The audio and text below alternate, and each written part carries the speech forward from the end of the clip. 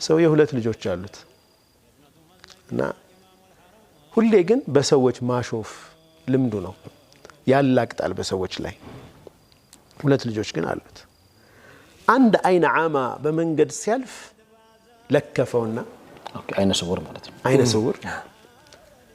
ተሰድቦ ለሰዎችን ለማሳቅ አላገጠበት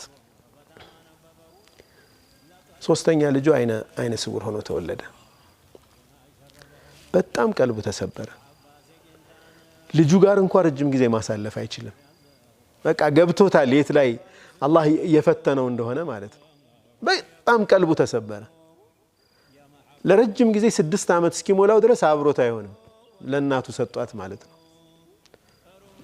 ምክንያቱም ያስታውሰዋል የሆነ ነገር ገብቷል ሰውየውም በጣም በቃ እንትን ሆኗል ቀልቡ ተሰብሯል ማለት ነው የሆነ ከዕለታት በአንዱ እናትየዋ ገበያ ምናምን ትሄድና ቤት ውስጥ ትተዋለች አባትየው እንክብካቤ እንዲያደርግለት ለልጁ ማለት ነው ጁምዓ ነበርና ባባ መስጂድ